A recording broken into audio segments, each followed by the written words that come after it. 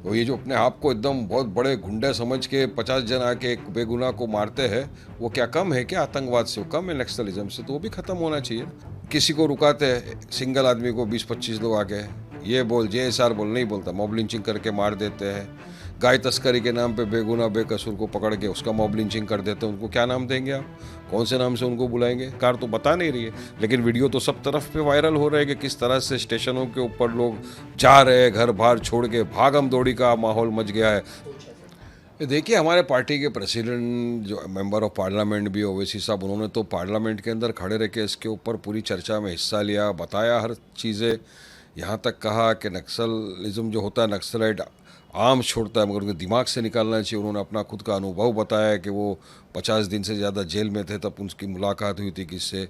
हर चीज़ पर खुलासा से उन्होंने बात रखी। अमित शाह साहब ने, जो देश के गृह मंत्री, उन्होंने तारीफ़ तक करी। तो मेरा भी पर्सनल ओपिनियन यही है कि भाई बिल्कुल नक्सलिज्म, टेररिज्म सब खत्म होना चाहिए, गुंडाइज़म भी ख़त्म होना चाहिए। और ये विश्व हिंदू परिषद, बजरंग दल वाले जो आए दिन बेगुनाह बेकसूर मुसलमानों को पकड़ के कभी ये बोल नहीं बोल, इस पर भी जो मार ताड़ करके मार डालते हैं, मॉब लिंचिंग कर डालते हैं, तो वो भी तमाम चीज़ें ख़त्म होना चाहिए हमारे देश से ना।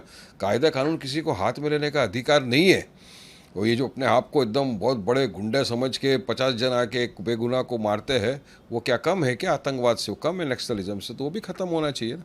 उनके खिलाफ भी गृह मंत्री को कड़क कार्रवाई करके एक्शन लेना चाहिए। तो आप ये कह रहे हैं कि जो काम नक्सलियों का है वही काम हिंदू संगठनों जैसे कि विश्व हिंदू परिषद और बजरंग दल और आरएसएस वालों का है? नहीं, देखिए क्या काम कर रहे हैं वो लोग।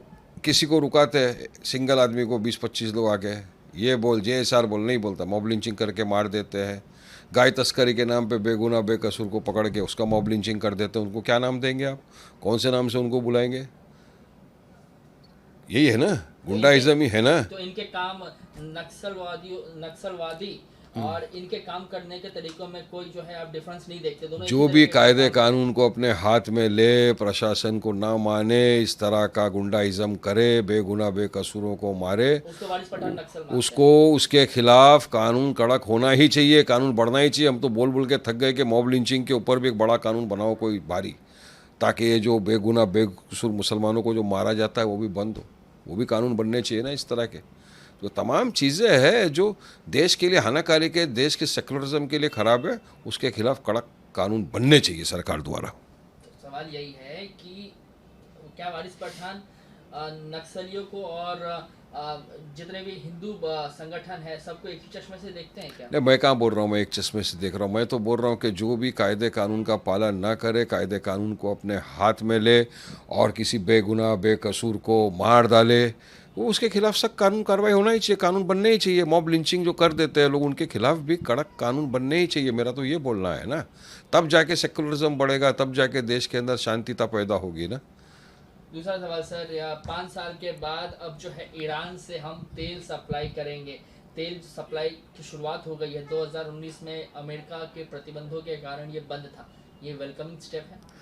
देखिए, जो भी देश के हित के लिए काम हो, वेलकमिंग स्टेप है। लेकिन आज की आपने न्यूज़ पढ़ा नहीं, शायद सुबह सुबह आ गया कि LPG का भाव कितना बढ़ गया है, तमाम चीज़ों के कितने भाव बढ़ रहे हैं और आने वाले दिनों में और बढ़ने की आशंका है अगर युद्ध ना रुका तो मैं पहले से बोल रहा हूँ कि युद्ध किसी भी समस्या का समाधान नहीं है। अब इसके बढ़ने से क्या अफरा तफरी का माहौल है? देखो, सरकार तो बता नहीं रही है, लेकिन वीडियो तो सब तरफ पे वायरल हो रहे हैं कि किस तरह से स्टेशनों के ऊपर लोग जा रहे हैं, घर बार छोड़ के, भागम दौड़ी का माहौल मच गया है। पेट्रोल पंप के बाद लाइनें लग गई है, मगर सरकार तो बोलती है ऐसा कुछ है ही नहीं। तो ये फिर सब ये क्या है? ये क्यों हो रहा है? अभी सब भाव बढ़ेगा, आदमी रेस्टोरेंट में खाना खाने जाएगा तो वहाँ भी उसको पेमेंट ज़्यादा ही देना पड़ेगा। अरे आज की तारीख में रेस्टोरेंट वाला 4 डिश से ज़्यादा तो डिश बना नहीं रहा है। उसका मेन्यू बोलता है छोड़ दो वारिस भाई, ये ऊपर की 4 डिश है, इसमें से बोलो क्या चाहिए वो मिलेगा। तो ये सारी चीज़ें हैं जो सरकार को क्लैरिटी करना चाहिए, देश के सामने लाना चाहिए ना हकीकत क्या है।